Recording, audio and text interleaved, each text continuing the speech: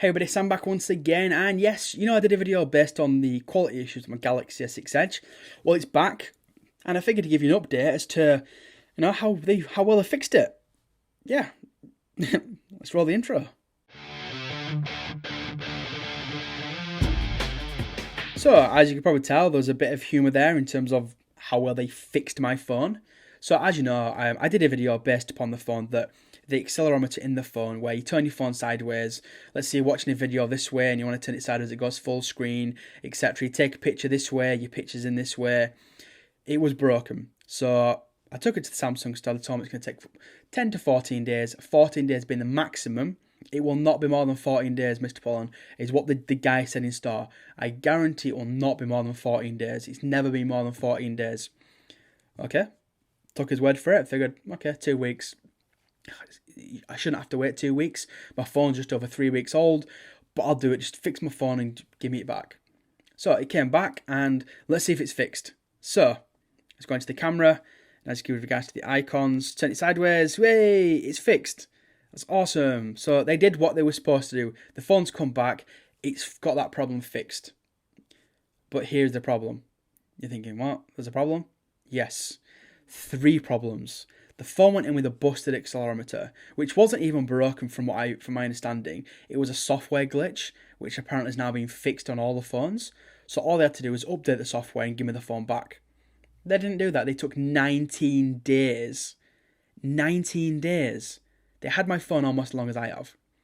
I'm like, really? 19 days to send it back for me, and it's come back with 3 faults. So it went in with 1, it's come back with 3. And they're completely different. So one of them is that when you do a call and you put it on speakerphone, so you can be in a car or just put your phone down and you don't have to hold your phone up to your ear. I do that quite often if I'm driving around or if I just want to do speakerphone when I'm just sat at home or something. Well, as soon as you click speakerphone, the microphone decides to just stop working. It dies. Okay, I figured, fair enough. I'll just deal with that for a little bit. Decided to go on Skype. So you go on Skype, you do video calling.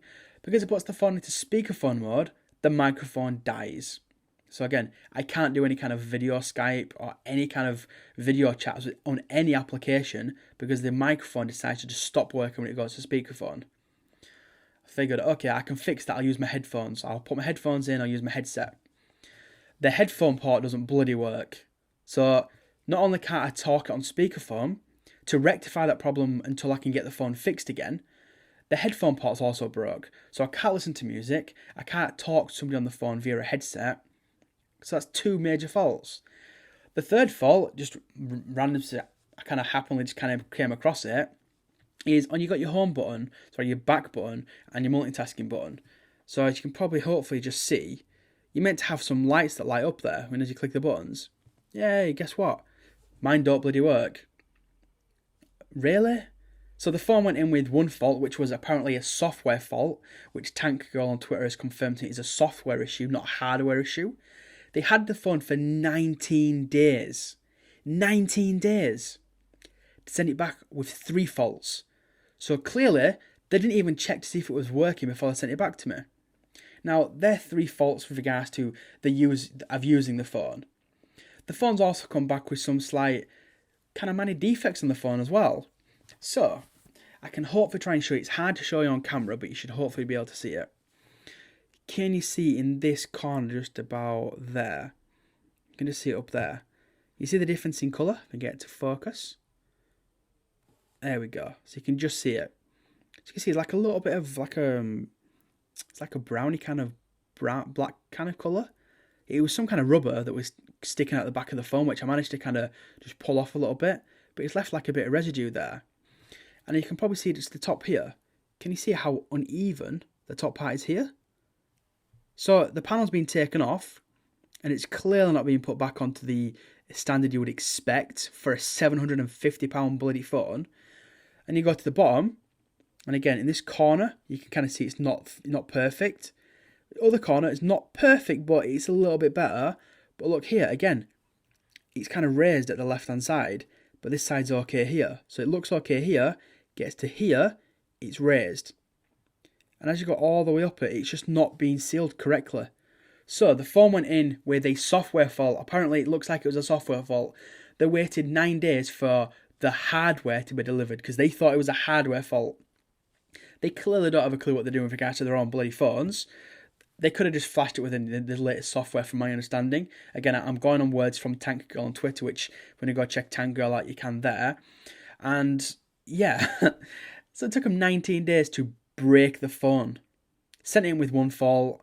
They sent it back with 3 major faults and some damage to the phone because it's not being put back on properly.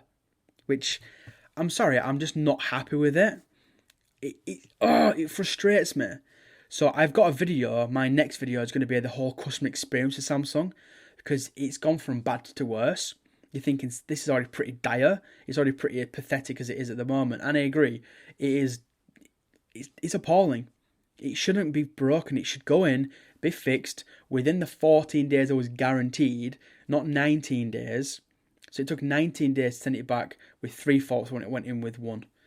I really don't understand how a company the size of Samsung could allow this to happen. Now, I know that Samsung are not the people who fix the phone. It goes to a repair centre. But Samsung are responsible for this. They choose this company.